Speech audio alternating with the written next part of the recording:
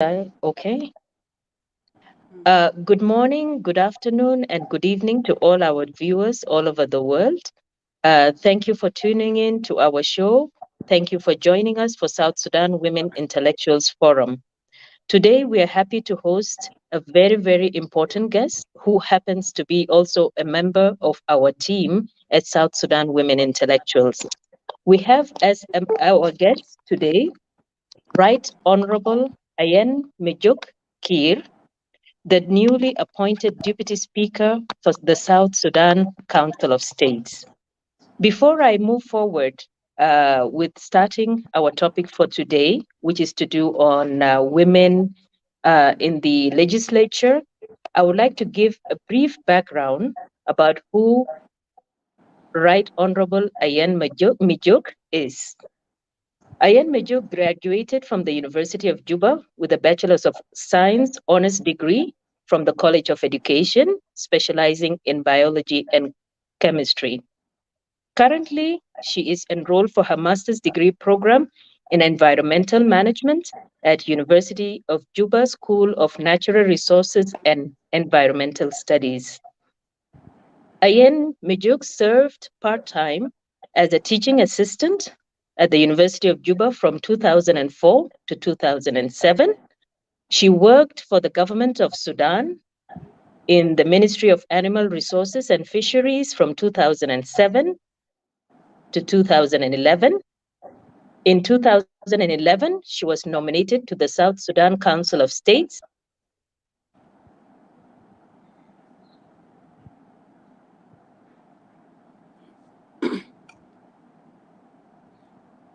I'm not hearing. Anget went mute. Aisha, are you there? I'm not hearing. Anget, I'm not hearing. Okay. Can you hear me now? Now I can. Yes, now I can hear. Okay. So I'm not sure if our audiences were able to hear me, but I would continue with my introductions. I was mentioning that you served within the Assembly, the Council of States, from 2015 to 2019. So, in a nutshell, this is a brief introduction about our guests this evening.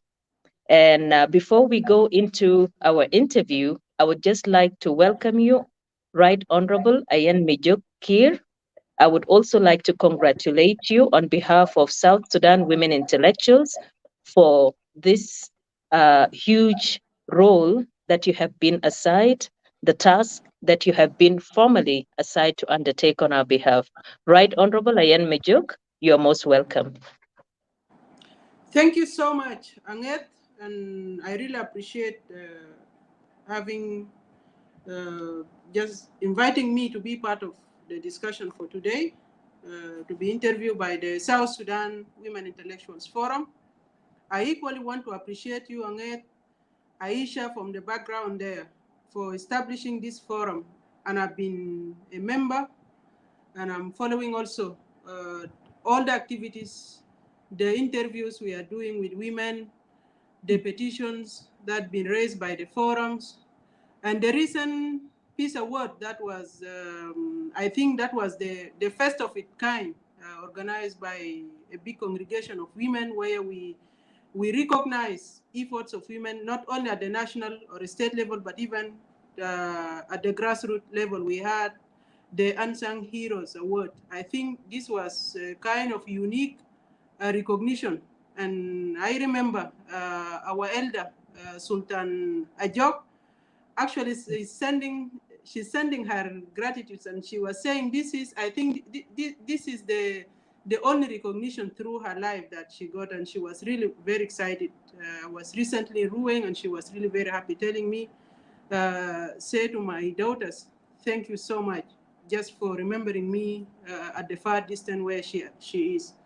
Again, also, I want to thank you for the support that you have been giving to women. And I think I'm one of the women who are very lucky, because I also, during the Peace Award, I received some recognitions, actually more than one certificate I received on leadership, on environmentalism, and certificates of recognition for the services that we have been doing for this nation. So I thank you so much, and I'm humbled to be on show today to be interviewed by South Sudan Women Intellectuals Forum. Thank you, Honorable. We appreciate this recognition that you have also given to us and the appreciation you expressed on behalf of yourself and the other winners who were awarded on that day. Now, to move our show back to our topic of today, transforming the legislative arm of government through women leadership. For the first time in the history of South Sudan, we have two women at the helm of the legislative arm of government. Right Honorable Gemma Nunu Kumba was appointed as the Speaker of the revitalized National Legislative Assembly. And then you, Right Honorable Ayen Mijuk, was appointed the first Deputy Speaker for the revitalized Council of States. In our inability to get Honorable Gemma Nunu Kumba, please forgive us if we ask you to respond to questions linked to both houses, because we really want to understand the different roles, the challenges, and so many things that affect us as women, both in the Council of States as well as in the National Legislative Assembly. So let me get straight to our questions. In relation to the revitalized Council of States, what is the Council of State and what is its function? Over to you. Yeah, thank you so much, Angit. Am I loud enough? Yes, you are. Yes, thank you so much. Once again, before I answer this question, as you have mentioned that two of us here have been nominated to the National Legislature, I want from here really to congratulate my sister, Right Honorable Gemma Nunu Kumba, the Speaker of the Transitional National Legislative Assembly. And before it, I want to thank the parties to the peace agreement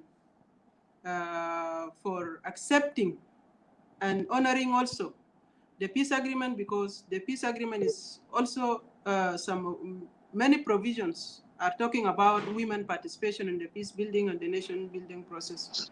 So having appointed and accepted to appoint women on their tickets to those highest position is something that we should acknowledge as women of South Sudan. So I appreciate His Excellency the President being the head of the SPLM party for nominating two of us. And I hope we will be to the best of their expectation. And I think also it's a recognition for the little efforts that we have been doing. I was the acting speaker for the last 8 months in the Council of States. Now back to what is the Council of States. We know that South Sudan is one of the countries that is a bicameral system. And when we say bicameral, that we have two houses at the legislative body. Some countries are unicameral, that is only the National Legislative Assembly. And the bicameral systems are where we have both the Senate as the upper house, which is in our case is equivalent to the Council of States, and then the National Legislative Assembly. So countries like South Africa, like Kenya, Nigeria, French, many, and India are bicameral systems. So South Sudan has these two houses. So what is Council of State? Then simple, I can say Council of State is equivalent to the Senate in those bicameral systems. The first Council of States in South Sudan was established in 2011 after the independence of our country. It was incorporated into the transitional constitution of the Republic of South Sudan 2011, then it was established. And we started with 50 members. The first Council of State that was established in 2011 started with 50 members. Among those 50, 20 of them were the former members of the Council of States from Sudan, and they were 20 in numbers. So those 20, in 2011, 30 members were added to them of which I'm one of the 30 members those who were nominated to the Council of State in 2011. And in the 50 members before, we have only six among 50 were women. So we were like 12% women representation, that we fell short of achieving the 25% and, at the beginning. Now the current Council of State, or we call it the reconstituted Council of States, we have 100 members as per the revitalized peace agreement 2018. But that number was agreed by the party letters on, because the original documents, the revitalized transitional, the revitalized agreement on the resolution of conflict in the Republic of South Sudan, it was silent about the number of the membership to the Council of State. It was only the 550 members to the National Legislative Assembly, and that was also segregated according to the parties. But for the case of the Council of State, the agreement was silent about it. So later on, the members agreed that the membership of the Council of State to be raised to 100.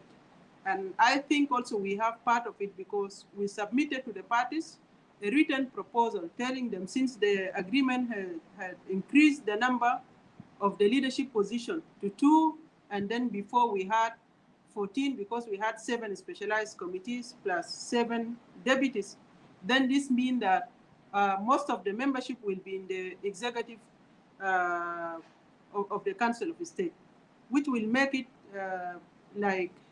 when you have everyone on executive, then the checks and balance on the executive, or on the council itself, and the role of the members will not be that very strong. So we recommended addition of 15 to be like 65, but the parties later on so that it's appropriate to be at 200. So in summary, this is the Council of State. Currently, we are 100 in number, but out of 100, you might have been following the presidential decrees, where only 92 members are recently appointed, but still we have 8 members to be appointed from the OPP, because they have some issues related to where some of them were even removed from the National Legislative Assembly, 30 of them, and yet the 8 members to the Council of State are not yet nominated. And out of this 92, we have 25 that are women, and 67 that are men, which make the 72% representation. These are the percentage of men in the Council of State, and 27% is the percentage of women in the Council of State. This is out of 92. So I think still, if with the 8, yes, the ratio may raise, but I don't think we will reach the 35% as per the peace agreement.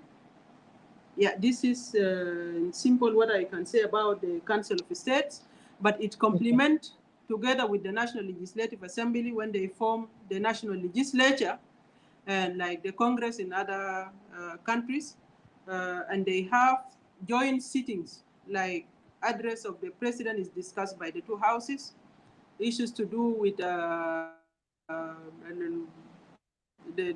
situation of emergency, declaration of emergency is done by the 2 houses. Impeachment of the president or vice president is by the 2 houses. And also the national budget is discussed also by the 2 houses.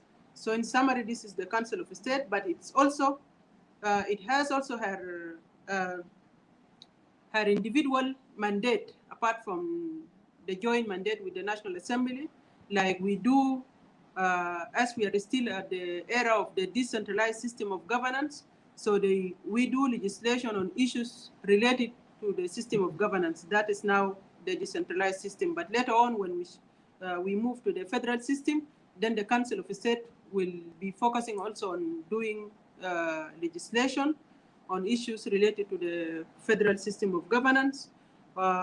We focus on issues related to development and reconstruction of states, to monitor the allocation of budgets to states. We are also mandated to oversee the 3 levels of government, that is the national government, the state government, and the local government level, that's the counties and PAYAMs and BOOMers. And also the Council of States is mandated also to promote the issues related to peace and peace building among communities, and issues also related to repatriation, resettlement, and rehabilitations of the IDP, the refugees, and issues to do with peace building. Issues also to do with naming and boundaries are also some of the mandates of the fundamental mandates of the Council of States. So in short, this is some of our competencies, but we complement with the National Legislative Assembly our role as legislature. Thank you very much for that elaborate explanation on what is the Council of State and what are its functions. I would just like to follow on some of the things you mentioned, that you are tasked with helping with decentralization, resettlement of IDPs, rehabilitation, as well as development in the states. Now, what concerns me is here, where is the budget for doing all the developmental activities that are supposed to be conducted in the various states of the country, considering that, one, so far the state governments have not been formed apart from the governor being appointed. Almost all 10 states, if I'm not mistaken, and the 3 administrative areas have not yet been formed. The second part is we have not had a national budget discussed at all for the past 2 years or past, which is a duty of both houses of parliament. So where does the money come from? Where does the planning come from? How are you able to do your job in the absence of the key requirements, the human personnel and the financial resources to carry forward your mandate? Over to you.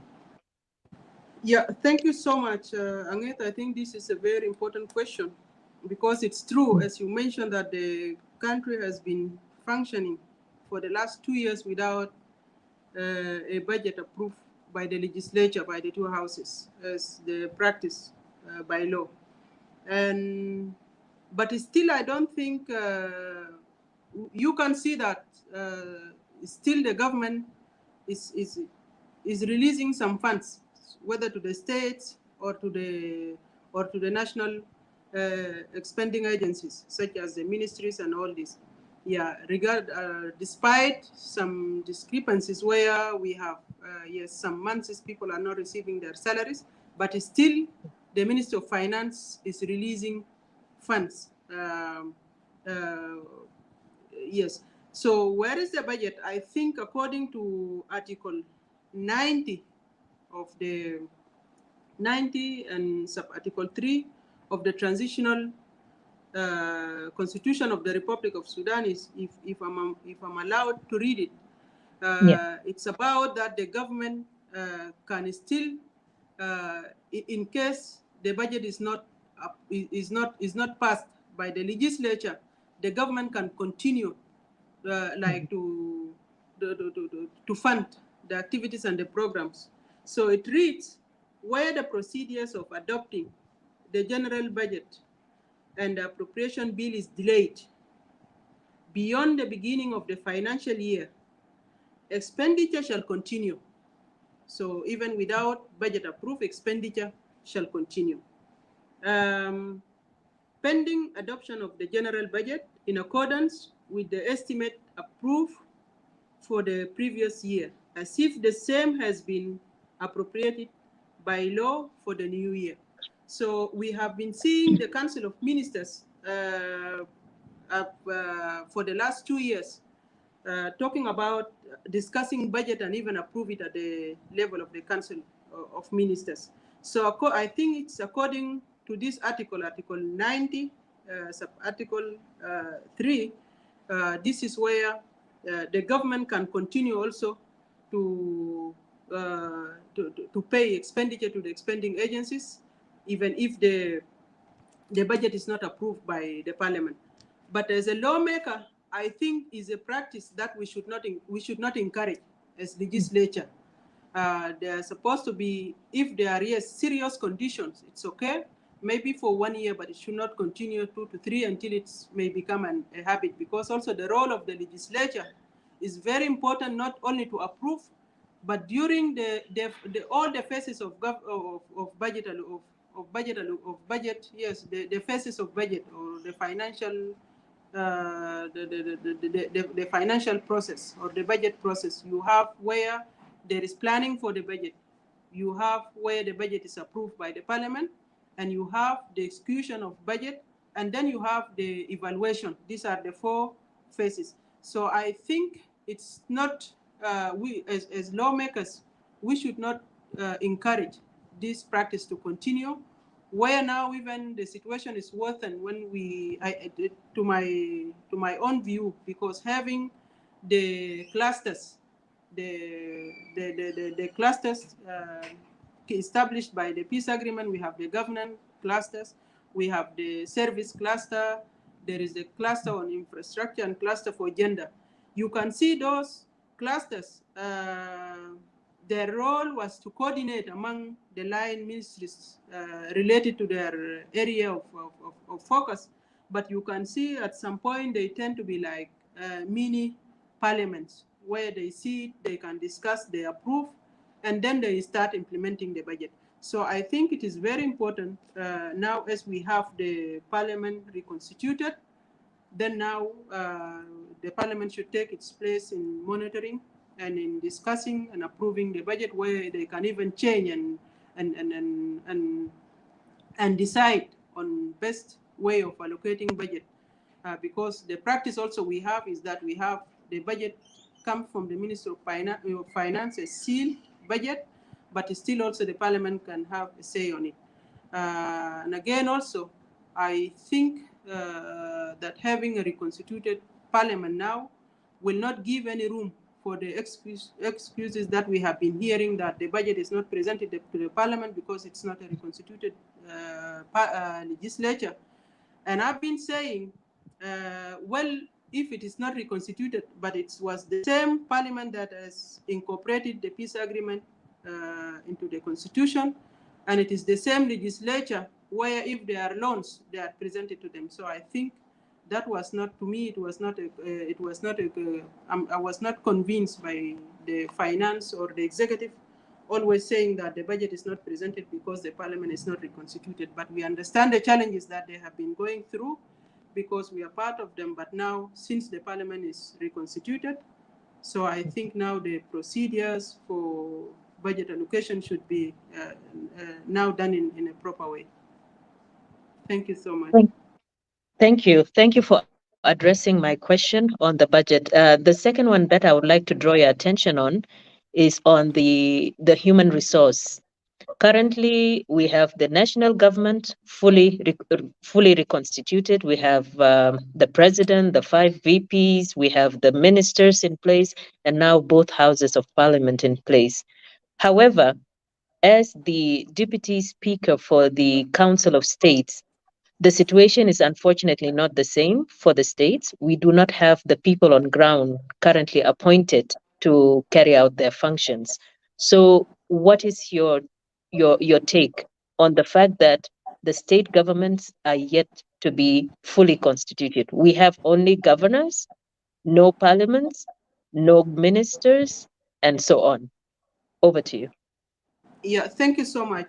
As we all know, a functional government, and as per our regulation, our transitional constitution, supposed to be established of the 3 arms of government: the legislature, the executive, and then the judiciary. So if those 3 arms are not there, then always something will not, things will not be in place, and the procedures will not, because the legislature is there also to do the representation role and the oversight over the executive.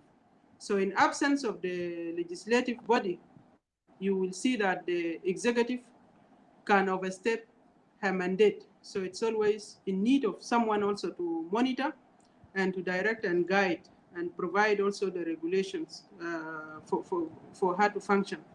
So I think the absence of the legislative, the state assemblies, can affect even the process of peace implementation, because as we will be implementing some activities at the states level, the states assembly needs to be there. And I can bring in one of the experience when I was in the acting speaker. We have some petitions that were raised by some governors, and we have to put them on pending, telling them that until the state assemblies are formed, then we will be able to address those challenges, issues to do with border demarcation, like the case in Nawil, where the governor then wanted to create a municipality and rename also some counties. But according to law, the Local Government Act, the state assembly has, being the representative of the people there, they have a say on this. So we told the governor that until the state assembly is formed, then we will be able to address some of these concerns, not only in northern Bahr Ghazal, but in so many states. So issue of human resources, I think with the state governments were not there, but still the DGs and the other staff, I think not absence of the state assembly or the ministers for some time is supposed not to affect seriously the work in those ministries if we have strong institutions in place. Because yes, ministers are political, are there to, is like to implement, yes, to do policies. But if we have established institutions in place, then the DGs and the other staff in all the ministries are supposed to continue doing their normal duties and to function. Nothing should affect the progress of the human the functioning of all the institutions in absence of the ministries. But for the parliament, I think it is very crucial to have the legislative body so that we have someone to oversight the governors and the executive in the states. I hope I have answered your question. Yes, you have. Thank you so much. It's true, some states do have structures in place and acting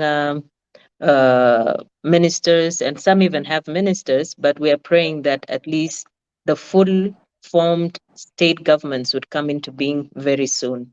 So thank you for that elaborate response. Now I would like to ask a question. You know, there was a time when the tendency was to work during austerity towards having a lean government. Mhm. All efforts were made towards reducing institutions, restructuring the institutions, even reducing the number of states, so that at least based on available resources, we would be able to run an efficient and effective government. However, looking at things currently, we seem to be going in the opposite direction. We have a president with 5 vice presidents, who all come with their executive offices. We have 2 houses of parliament, which account for about 650 members in total. And then now we will talk about the states, the 10 states, and the 3 administrative areas, and so on. So my question to you is, how are we supposed to run such a bloated government? Where will the funding come for the various MPs that have been appointed? And this is a concern for a lot of South Sudanese, because in the past, we have heard of allowances that are being paid to the small parliament that was there, but now that it is double, where will the resources come from to meet all these allowances and payments that go towards them? This is in relation to accountability, because citizens feel they have been shortchanged. Salaries are not being paid. However, members of parliament appear to be getting payments that are questionable. Over to you. Yeah, thank you so much, Ned. I think you are raising an important question that was actually raised before by His Excellency the President during the peace negotiation. If you remember in 2015, yes, during the signing of peace accord, there were some reservation from the IT-GONO side, and the same also during the signing of the revitalized agreement. And in 2015, I remember very well the reservations were on having two armies in one nation, and the other reservation were in the revitalized agreement were on issues to do with this huge government. So the president was saying, where will I provide funding for operationalization of this huge government, having five vice presidents and the national legislature. The National Legislative Assembly was 332. Now it has been raised to 550, and the Council of State from 50 to 100 is doubled, as you said. And the state assemblies, the 10 states is 100 per each state legislative assembly, totaling to 1,000. And previously it was, I think, around 41 members. And the 3 administrative areas, each legislative body with 25, making like 75 MPs. So it's true that this is a very huge number. And from my experiences, I know that even recently, the salary, we are now in August, and we are still talking about salary of May. I think that was, is it May or June, the last salary we received. And even the salary is very little, but we still had some challenges when we were few in number. So you are right, the question is very true. What are we going to do if we were not able to provide salaries on regular basis to the few number of legislature, and now we have added more MPs. So I think this is a question, as I mentioned that it was raised earlier and it was one of the reservations, then I think it is our collective responsibility, because everyone said no, for the sake of peace, let's go for this huge government. And so I think it was, it's like the IT-GONO by then accepted to go for it, because it was like a pressure from all the parties and the mediator.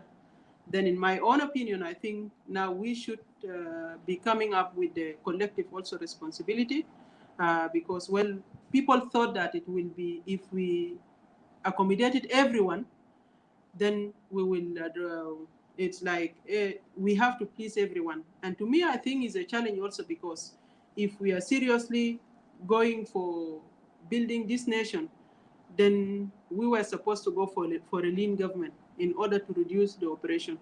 But even looking to the services that are provided to the parliament, you can see one of the challenges. Our parliamentarians are very poor, and this poverty is contributing to their independency. They are subordinate to the executive, simply because when talking about financial independency, comparing to the other parliamentarians, whether in the region or in the global, you will see that the South Sudan parliament is very poor, and definitely this is affecting their independence in terms of decision, in terms of oversight they are making over the executive. So I think the question of providing resources to the government will not only affect the national expenditure, but even indirectly it will affect the performance of the parliament, because having a poor MP, if you are poor, definitely also your voice will not be that louder. So it's a question not only about the well-funding resources, but I think it's question also the performance of the legislature. And unless the partners, if we are serious, and when I'm saying the partners, I'm including my party, the SPLM, that if we are serious about the role of the parliament, then sincerely speaking, there was a need to consider their independency. And I know that talking about this, maybe I'm going away from your question, but sincerely speaking, I look at it from this angle that the question of resources is crucial. But since it was a pressure from the peace partners, from the mediators, and from the other parties, the four of them to the peace agreement, I'm talking about IO, the OPP, the SAWAS, and the FDs.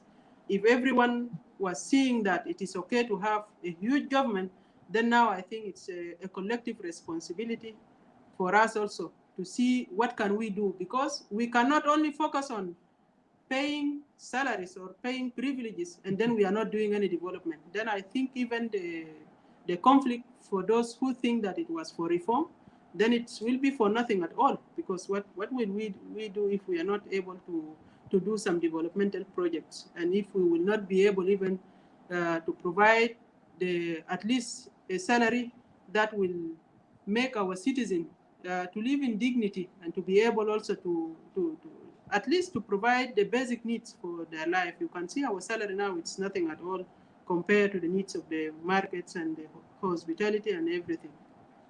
Yes. Thank you. Thank you so much. Coming back still on the membership of the assembly, we heard decrees appointing them, and I guess parties sent in representatives or names of their representatives to be appointed. And the process, unfortunately, has not been smooth. We've had appointments and then disappointments, as I choose to call it, whereby a person is appointed today and then a few days later, he is also removed. So this raised a lot of questions about the basis for selection of the various MPs representing the various parties. And this is a question that is not only going through the minds of South Sudanese, but even the minds of some of our development partners who wonder about the credibility of some of the people who have been selected into the National Legislative Assembly as well as the Council of States. What is your reaction to this view that some MPs actually are not do not deserve to be given those seats in terms of qualification or other matters? Over to you. Yeah, thank you. I think this is another important question because speaking about the role of a legislature as provided by the agreement, if we are talking about they represent the will of the people of South Sudan, then I think the essential thing each parliamentarian needs to know is that what is his or her duty. And I think this is, it needs skills, it needs knowledge, it needs an independent mind, someone later on who will not be guided by emotions or maybe by just an affiliation that may not help him or her actually to differentiate between the right and the wrong thing that he or she may do during her parliamentary performance. So I think talking about that some of them do not deserve to be in the parliament, this is something that can be thrown back to the appointing authorities, their political parties. Because, as I mentioned earlier, when I talk about the question of the funding the huge government, and I talk about the seriousness and the political will of what we exactly want to do, I think it's come the same with the appointment to the legislature. If the political parties, the heads of those political parties, and that's the head of the SPLM, the head of the SPLM-IO, the OPP, the other political parties, and the SAWA or FDs. If the intention is just accommodation, then this is where we will not look into maybe the merits and the capabilities of those members appointed to represent them. But I think each party should be concerned because the performance of their members at the end will be reflected on their parties. So yes, the question of accommodation, and you know that each party also there is a political game on it, because bringing members also, it's not only about that member, but it's only about the constituency or the community behind that member. So there is a question of more people to be loyal to the party, and then again also the question of performance of that particular member in the assembly. So again, the question of, yes, what they are going to do is very important. Are they aware of their duties as parliamentarians, and then at the same also their duties as members that are going also to carry maybe the flag, because if I'm doing well, then it will be a credit also to my party that nominated me to the SPLM, for example, in my case. So again, yes, it's something also that can be answered better if during the election, because some of those members were there since 2010 during the election, and who brought them? They were elected by their constituencies. So now, who will you blame here? Somebody was elected by his or her constituency, and they said this is our best choice. Then whom do we blame if they are not to the best? So I think also the voters, in the case of those who were nominated in 2010, I think the blame may go to their parties, though I understand, yes, how those processes, the nomination and those elections were there, but still as a beginning also, it was a beginning anyway.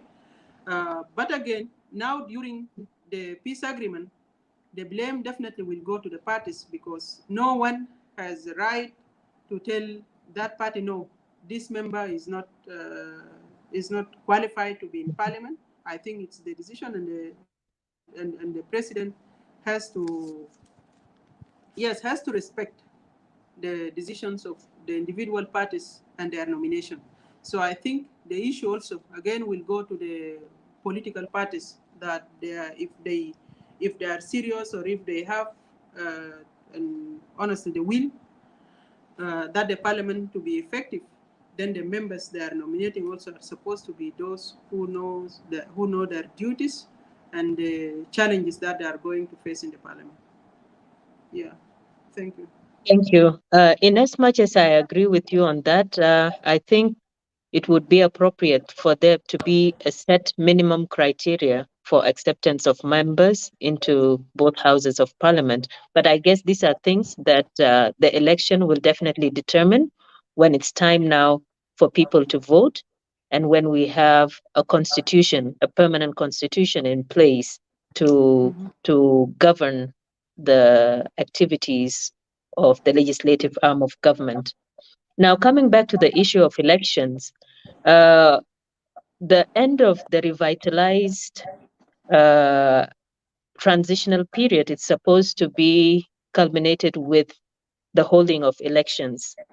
As per the agreement, I think we're almost drawing near to the end of the agreed period, but due to delays in implementation of what was agreed to, we are faced with a situation where we have had to extend the period further. So, as a citizen, and I believe I'm asking on behalf of many other citizens, how many more years are we expecting this revitalized government to continue?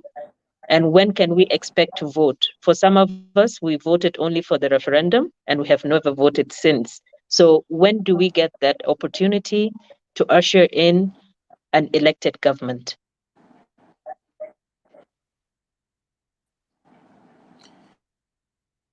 Yeah, thank you so much, Anget. I think this question is a concern of every South Sudanese, because this transitional period, it's also a test to the transition of the nation itself, because if we think we will have a spark of hope that well, the situation we brought ourselves into, that we can start again. So I think the peace agreement, despite the challenges and the slow implementation, there is a hope that yes, we will be there. But again, also as I mentioned earlier, it's about accepting the reality that we brought ourselves to this situation. The conflict we are in is our mate, our own mate as South Sudanese, as leaders. And then it is us also to be responsible to implement the peace agreement that we signed together, despite the challenges it has. Like in the chapter 1 on the transitional government of national unity, the revitalized one, is assembly and the administrative left only with the state assemblies and the administrative areas, legislative bodies. So I think the question of when will this government or the transitional period last, it depends on also the on our collective efforts to implement this peace agreement. If we are collectively working, and when I say we, I mean all the parties to the peace agreement, the 5 signatories to the peace agreement, if they are collectively serious and if there is political will, then I think we can expedite and accelerate actually the steps for implementing this peace agreement. Otherwise, there are some challenges because what are the activities need to be done during the transitional period. We are talking about issues to do with repatriation and resettlement of the IDPs, the refugees. We are talking about doing some rehabilitation, at least to make those areas affected by conflict, areas people where people can live. We are talking about conducting census because it's one of the conditions for election. And we are talking about also review for some laws. And some of these laws are like the Non-Governmental Organization Act. We are talking about the Political Parties Act and Election Act also, because now there are even some amendments that has happened that are completely different from the original acts that we have. For example, the National Election Act, it's talking to the Council of State, it's speaking about only 5 members, 4 members from each state to the Council of State, which is not the situation right now. So there is a need also before going for election to review some of these laws, and some of them are actually indicated by the peace agreement itself. So there are so many activities that need to be put in place before going to next election, which I think that all of them are not impossible if the political will is there, if the seriousness, honestly, to restore peace and stability is in place, and if all the parties actually to accept to stop blaming each as if we are still competing, but we are supposed to be partners in implementing this peace agreement. So I'm saying that, yes, when it depends on the implementation and the serious will, honestly, the political will, to make sure that we want the election to take place soon. Thank you. Now, I would like to shift our conversation to women, and mainly women in leadership. We believe this year has been a very good year for us as the women of South Sudan. It's been a good year because a number of women leaders have been appointed to different key positions in government, both the legislative arm of government as well as the executive. What can we expect differently with this big increase in the number of women appointed, even though we have not yet met the 35% threshold? What transformation do you believe that these women are capable of bringing into our country and our government? Yeah, thank you so much. Yet I think the question of having women in leadership is not not only the normal way of always saying that it's a question of human rights. It's more than that. I think having women in leadership is about having different gender on the table where decisions are made, because now having women in the position of vice president, we have in the defense, we have in foreign affairs, those key positions that we have never been to before.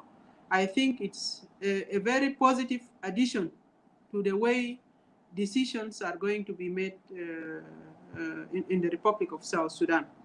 And having women on the table of decision making, also in the parliament, as we have the speaker and the first deputy speaker, is also a very powerful for the lawmaking process, because on the side of decision making, we will have also gender sensitive decisions. So for sure, some decisions will be made in favor of women.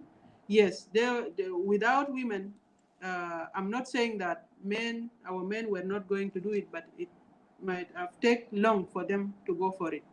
But now I believe some of them, especially with issues to do with health and education, you know that our health indicators and the education indicators also for women are very low. If we're talking about women are as a big, maybe more than half of the population, but you can see that the mortality is very high, and also the literacy rate is well, literacy rate is about on the range of 20 as you're talking about them. So it will be like it's a huge population that is not very effective also in contributing, and yet they are doing the most hard work like farming and the difficult work women population are doing it.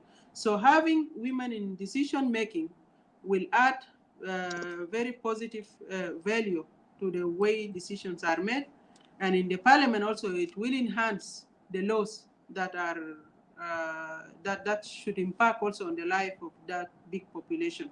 So I think having women in leadership and with big numbers in government is about enhancing the democracy process itself, because we will have more opinion, and if we have many opinions also, it's mean that there will be so many options that leaders may need to take, because if it's only one opinion from the same gender, then definitely the variety will not be there. So I think it's about also providing more options that the leaders will agree on.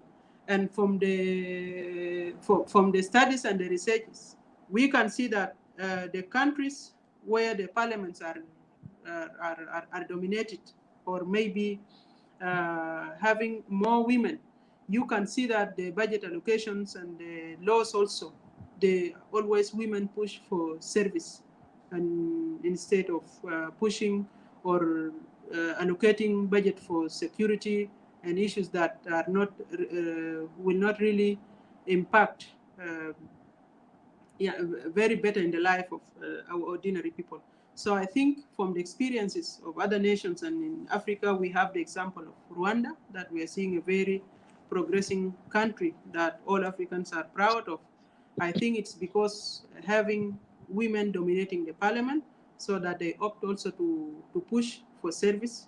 And we can see also most of the European countries, those feminist countries, that you see that the life of their citizens also are very good.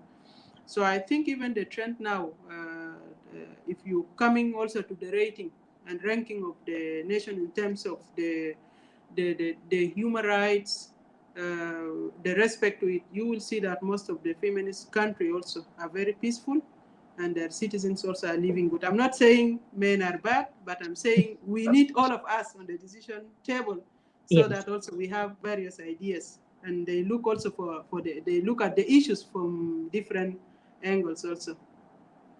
It's true. It's true for us women. I think we have our priorities, right? In terms Mm-hmm. of where the Mm-hmm. national resources should be allocated. Allocated. Yes. Yeah, and it's true. Parliaments currently, where you have a big number of women, have had an impact in the success of the country, Mm-hmm. in its ability to be able to move forward and provide services to its citizens. Very Rwanda true. is a good example where over 50%, I think the women are even the majority in the parliament there. Yes. True. Here we have been struggling with our little 35%. And I heard earlier you mentioned that currently within the Council of States, we're still at 27, 27. 27%. I'm But not sure what. Mm, we still have 8 members that are not nominated.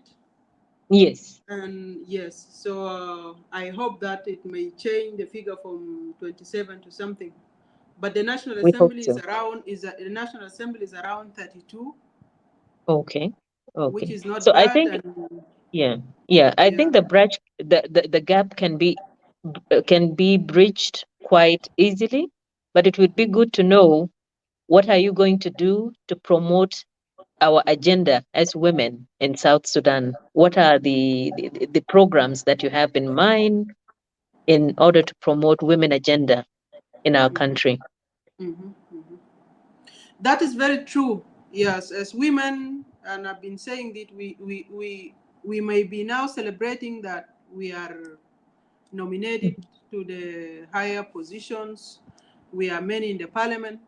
But I think to me it's a challenge also, because for the coming years, men will have some reasons actually to reappoint us to the Mm. same positions or better or not, or also in the same in the executive.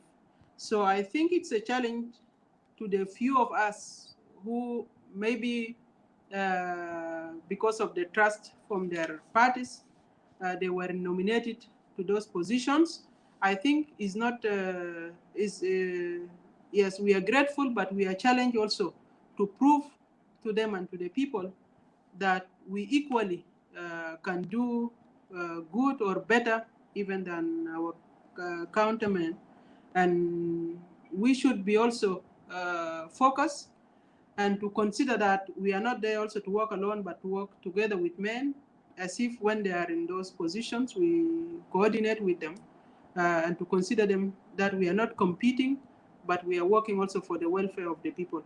So I'm saying, yes, we might be appointed to those positions. We will celebrate. We are very happy, but we need to take it also as a serious challenge that we are a determining factor actually for should women to continue to be there, or maybe later on the authorities and our even our fellow women may regret also having us, because if we are not doing well, then actually it will be a misrepresentation to our sisters, and it will be an excuse later on that we have you before, what have you done?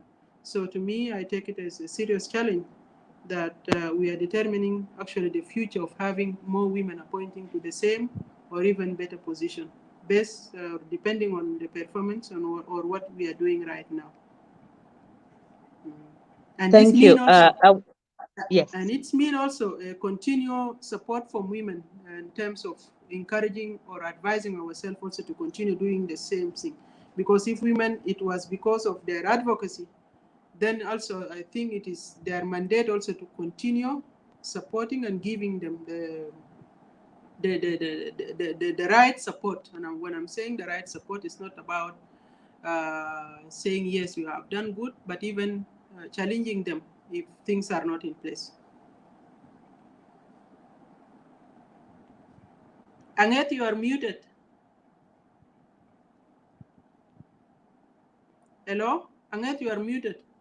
I'm sorry, there was a bit of noise. I tried to to alert them. Mm, yeah. So I'm back. Now, So as we our are, yes. yeah, Uh-huh.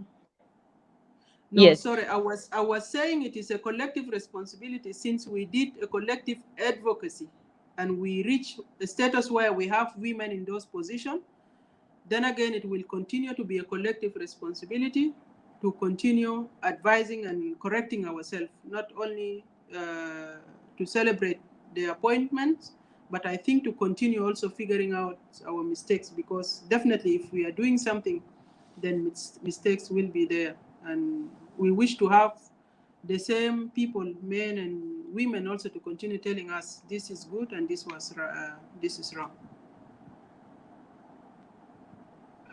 Thank you very much. As a woman in a very powerful position, there are many challenges specific to our gender within these leadership positions. And many other women have also alluded to facing a lot of challenges, which we as the audience would like to hear. So, can you share with us some of the challenges faced by women in power in South Sudan? Thank you. Yeah, thank you so much. Yes, women in power, I think, have so many challenges. But to mention few of them, I think one of the main challenges is that we are living in a society that is transforming from a situation of male dominating communities or societies to where we are trying to, yes, to be there together as men and women being in position that some of them have never witnessed before. I think it is even difficult for some men to accept the reality, a man to be in a position of leading him or her. And I've witnessed recently even one of our men is a very senior government official saying that I think we have accepted this peace because it is for the first time in my life that I'm led by a woman, but for the sake of peace, I'm accepting it. So I think it is one of the challenges is that it's women need to be also very wise actually to accept the reality that it is not by their will, but I think it is part of the culture that they some of them grown up with, not accepting the reality that it is just equal leadership, men and women. So women also need to be smart to have this dialogue with the culture and to convince them to accept this reality. Another challenge, I think, it's something to do with building skills and capacities of women, because as one of them said before, that we should not expect from well, and it was talking about women education, that we should not accept from a women leader something that we did not give or acquire her with. Is like, if we are not giving them the needed skills for leadership, then I think it will be unfair to expect women to give the same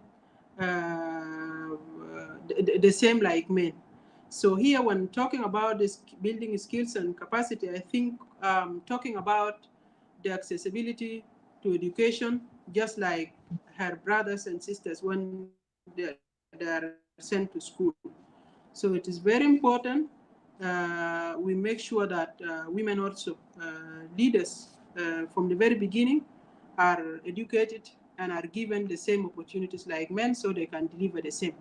But when talking about those who are already in leadership position, issues of economic empowerment also is an issue, because definitely you are heard and you are free and you are independent when you are financially stable.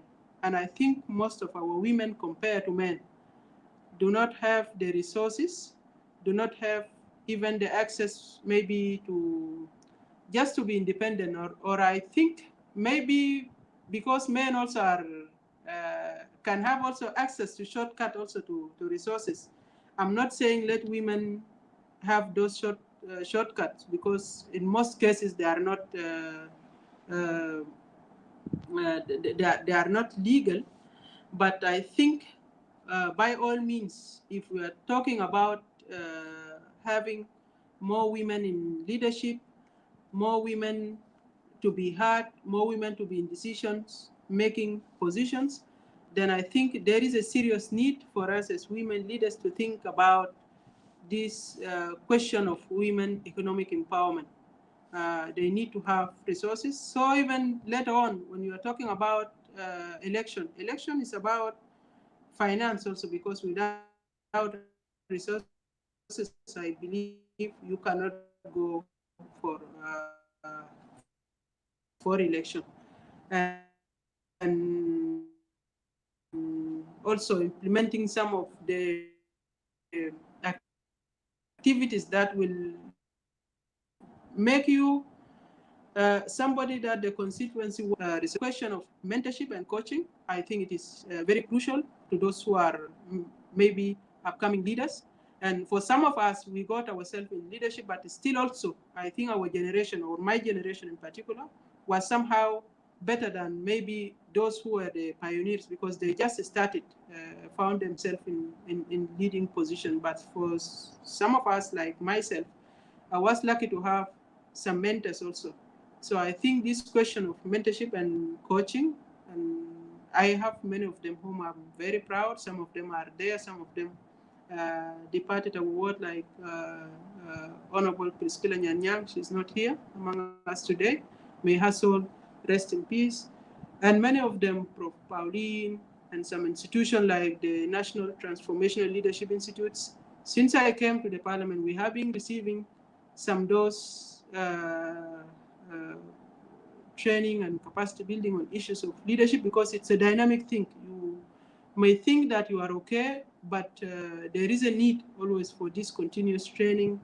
And I think also, so this question of mentorship and coaching also is something that women need to bring other women up, which I think is not only for those who are in leadership, but because also you need to leave a legacy behind by also bringing up other women who later on will talk. Because if I'm today talking about Mama Nyandeng, I'm talking about maybe Prof. Pauline, or talking about Deng Achwil, or Dr. Angelina. Those, I think, in a certain point in my life has impacted positively on me. Then I should do the same also, to about maybe resources individual progress as leaders, women in leadership,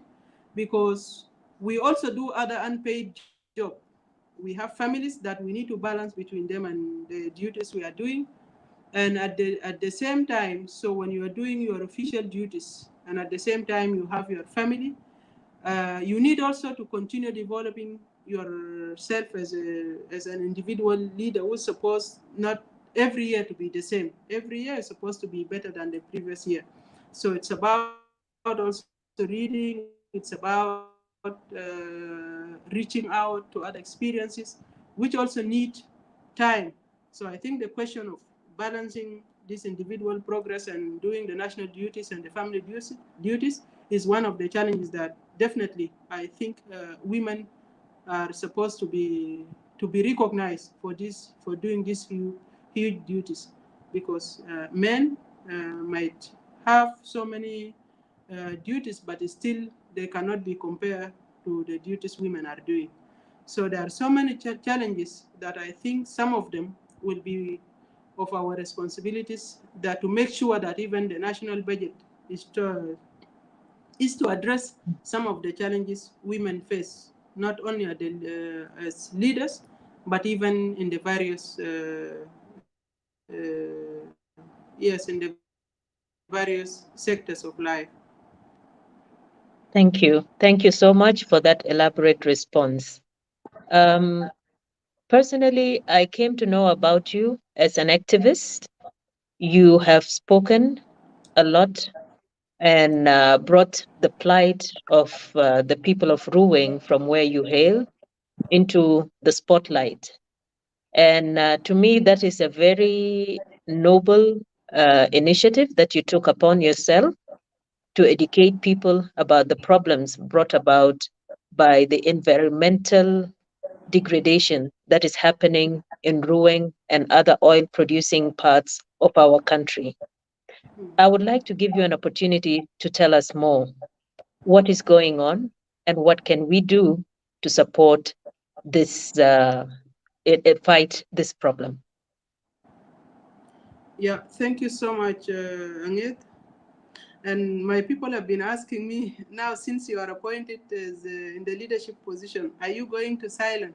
Because it's maybe the position may change or and I've been saying no. I don't think something will change because I'm still a member of parliament doing this representation role, doing an oversight role, and doing also the role of legislation, apart from, in addition to monitoring issues to do with budget allocation. And I think being into the position of the executive within the parliament may even better enhance what we are supposed to do, because it will, in terms of access, in terms of influence, it could add something. So it is an assurance that when we are assigned to those positions, I don't think, or well, they are not supposed actually to reduce what we have been doing. In regards to the oil related issues in Ruweng and other producing areas, yes, this has been one of the since I came to parliament, and it's came from the, well, always when I go home, and I frequently go home. I don't take several months without being at home, because it's give me, it is strengthen actually what I'm saying, because I will be talking from an informed point of view. I will not be telling stories, but I will be telling stories. Some of them I documented myself. Seeing if we are talking about a deformed child, I'll make sure that if it's possible, then I see him or her or the family. And if I'm talking about oil leakage, and then I'll make sure that I will try to go and see uh, how big is it, and the size of the area that is affected. So it is a concern, because we are talking about a resource that is the backbone for the nation, because we know most of our oil, our national revenue, we were talking about 90 something is from the oil revenue. And we have the, in Ruweng, uh, most of the oil production in Block 1, because the oil production area, according to the oil operating companies, the South Sudan is divided into blocks. You have Block 1, 2, and 4. In the area previously called the Greater, or it was Unity State. So it's like almost 90% of these endorsed blocks is produced in Ruweng administrative area. And then you have block 3 and 7 in Upper Nile, and you have 5A in Serjas, that is also part of Unity State. So when you look at the way the oil is affecting the environment, the way the discharge water is treated by the oil companies is just thrown into the open environment.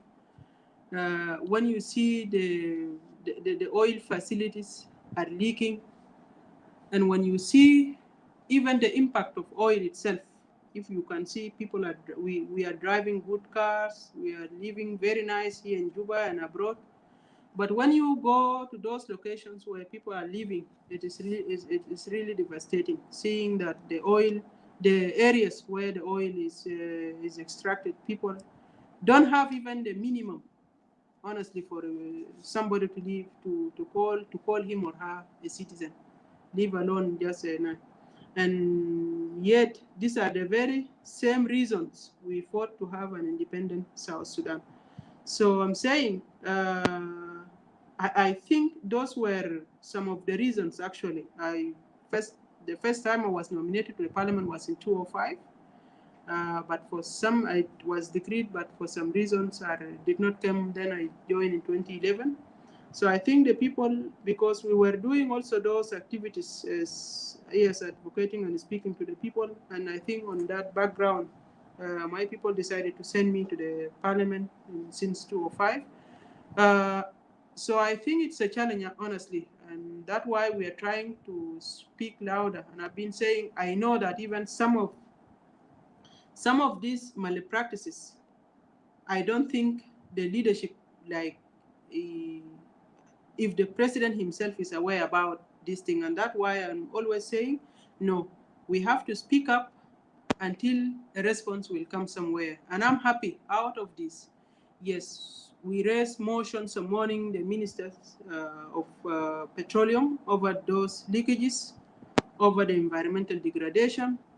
I remember during the financial budget, a child was born deformed just 2 days before the budget was to be presented to the parliament. I remember I raised those photos telling them that we are talking about budget, but the people are here. This is the way they are suffering. Look at this deformed child. A child that was born with one leg is still alive now for, I think, 2 years.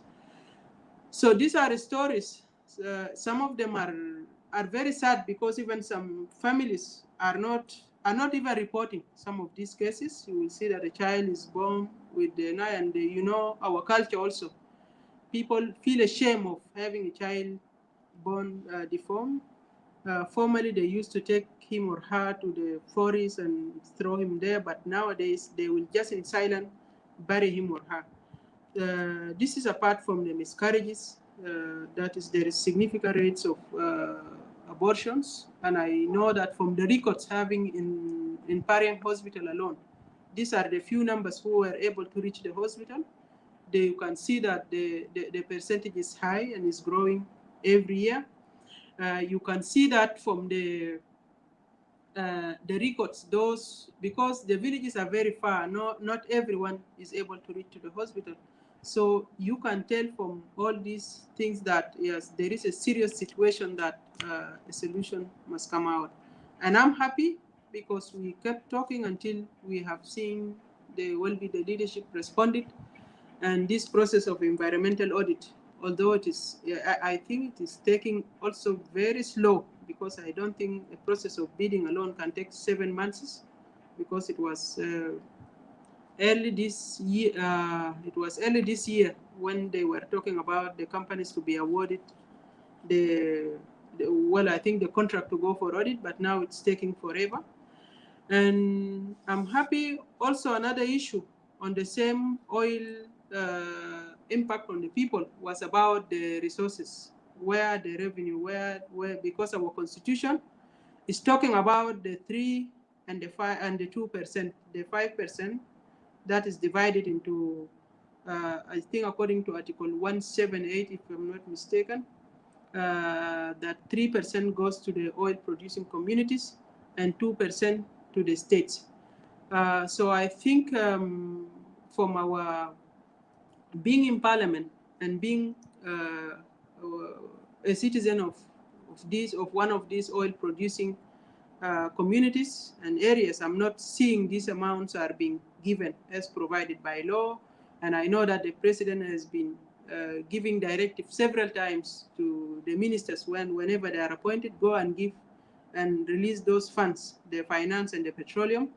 But to be sincere, I think it is out of some serious work that we tried in the Council of State of recent, that we were able to come with the audit report, where the Auditor General mentioned that since only from 2014 to 2020, about 50 millions of those 5% were released, but were paid to the wrong beneficiaries. When I say wrong beneficiaries, these are people who are not provided by the Petroleum Revenue Management Act 2013. The law was also amended in the Council of State. The first one was in 2012. And we went further, and we investigated from the budget allocation since 2011, and we found that it is actually not only 50, but it is more than $500 million that the government need to pay back to those oil producing states and communities. So yes, those challenges, when I speak about them, I think it's about something I'm living, because you will see that some of those deformed kids are my own relatives. So it is very painful when you see, and the diseases also, you can see the cancers, you see situations that there is no clear answers. Why are they not taking place in other areas where there is no oil production? So I think the simple logic is that everyone will be pointing at the oil as maybe the cause behind all these abnormalities. So I think as government and as a legislature, and being also pointed to this position, I'm saying that it will not reduce anything, because I know even His Excellency the President was very aware that I've been doing this advocacy within the Parliament. I've been speaking, and I think he has acknowledged that yes, his government might need people, yes, to point out that this is the way. And well, and I think still it is a process, because maybe not everyone, but I think it's also a transformation for all of us, that we need to accept that there is a mistake somewhere, so that we can work collectively to correct it. So the oil producing states and the communities, there is a huge suffering. I talk about the minimum. It's not there, because if people have no access to clean water, my own people now, they still drink from the ponds. They're just like animals, together with animals, they drink. You might have seen the photos. And yet, the oil operating companies, there is huge budget that is allocated to those communities as part of the something called social corporate responsibility. That apart from the 2 and the 3%, those oil operating companies have responsibility to contribute to the development to the areas. And this is not only in South Sudan, but everywhere, where you can see how oil has transformed oil producing countries, like talk about the Gulf countries, who has nothing at all compared to South Sudan. Only sand, in the Ramla. But now you can see everyone in the world want to go to those countries. So I think South Sudan, we can do good if, sincerely speaking, if we own the process of oil production ourselves.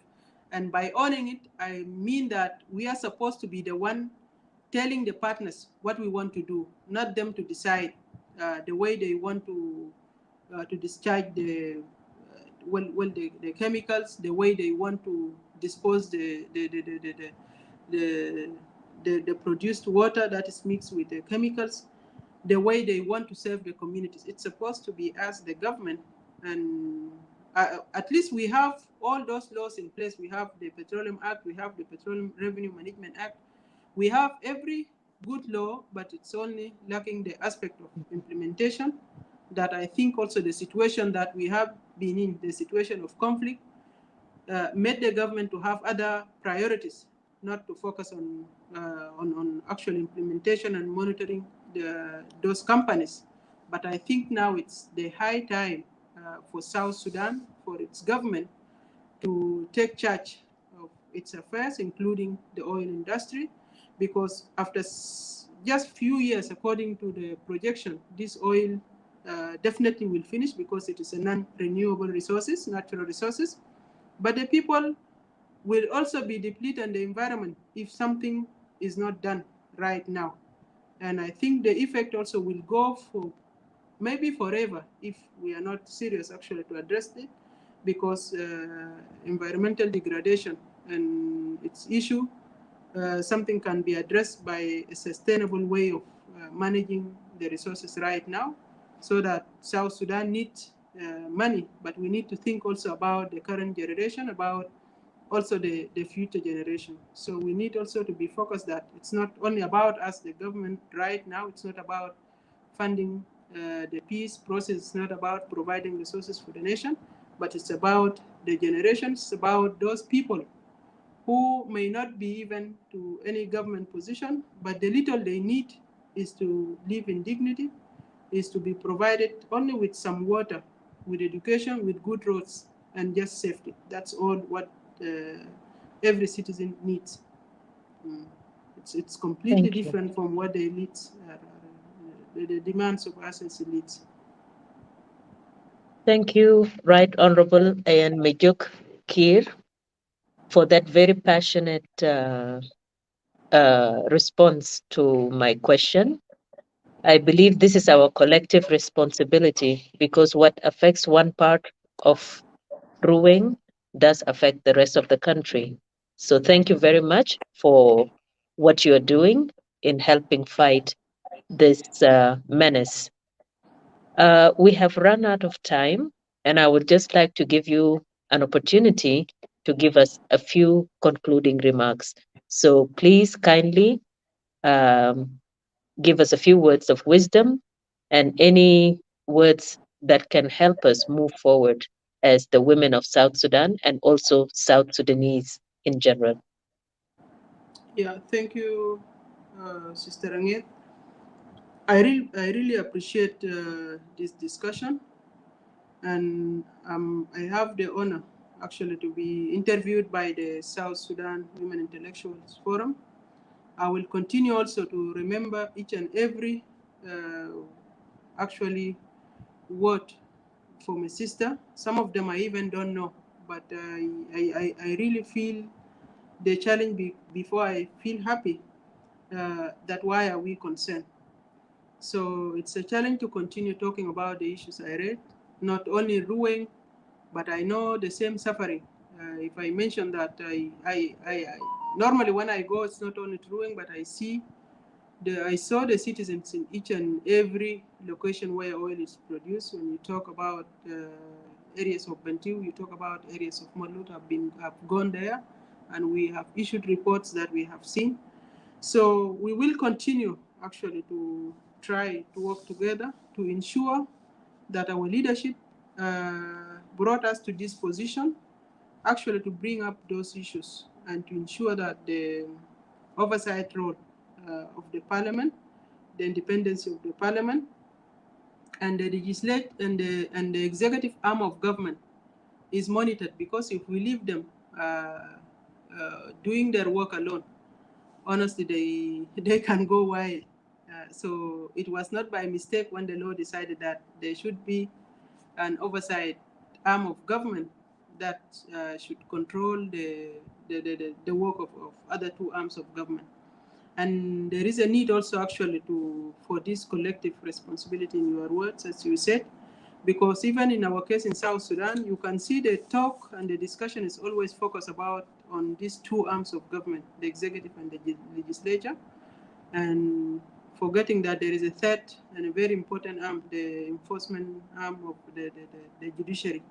So I think also it's a debate that we need, and I hope that also we continue to see among the discussions on this forum to see also their role, our women in judiciary, and how also to bring it so that we have also their role in place. So what I can say in my concluding remarks, after having appreciated this discussion, I wish that we continue to work as women of South Sudan, supporting each others and ensuring also that we really deserve to be in those positions, because if we are not performing well, as I mentioned earlier, then we are determining the future of other women.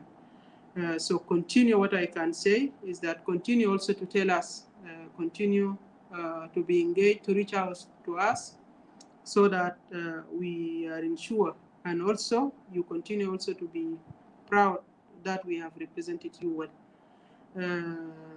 For the new parliamentarians who have joined us, what I can say also is also we need also to work together, because some of us we have learned by observation, looking at others, including men. Actually, I have men whom I considered also to be mentors, because I remember even my own speaker, Right Honorable Joseph Bolchan. He used sometimes actually to give me books, telling me, read this book. I think you will benefit from it. And whenever I take that book, I read it, and I make sure I buy it. So I own it if it is really very useful. So other members, I learn from them also.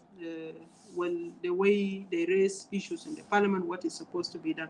So I'm saying here to the new parliamentarians, and I'm happy that we have young women and young men among them, that also we need to make some networks so that still we exchange experiences. They can learn from us as well. We can learn also from them. And I think this is the mentorship and the coaching that I was talking about. And at the end, it's based on also individual will also to network with other people. But I think it is crucial. So I wish we continue to have those platforms where women, not only at the national levels, but at all the other women even whom we represent, we need those forums that we reach out to them.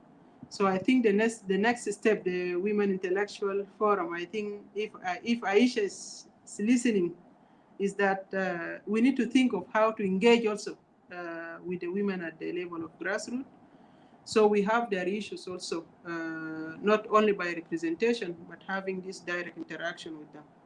I thank you so much. I appreciate the forum, and I thank all the audience. The comments, I did not go through them all because the device I'm using here is not allowing me. So forgive me if I've not answered all the questions. I believe that we will continue. This is just is not the end of the discussion, but we will continue to reach out to each and to all of us on various forums.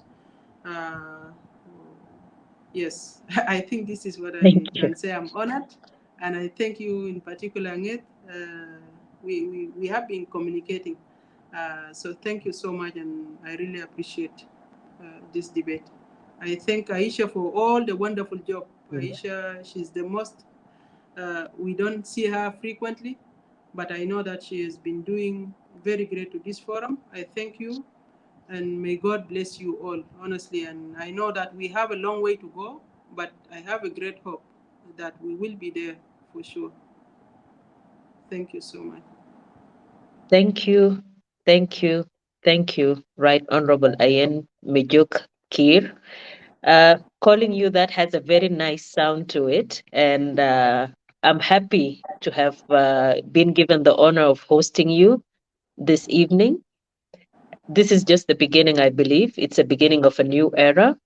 And as we continue, I believe there are many things that are going to bring us back on this forum again. And we would like to beg you to honor us with your presence once more in the future, should we need you to come here and address any issues that we need addressed as women of South Sudan. With this, I believe we have come to the conclusion of our show today. I'm sure our audiences have heard a lot. I am sorry today I've not been able to keep up with the Facebook comments in order to raise the comments due to a technical glitch, but I do promise to go through the questions. And I would also like to request you, if possible, to take time and respond to the queries raised by our audiences. So to our viewers, thank you for tuning in and see you next time. Bye-bye.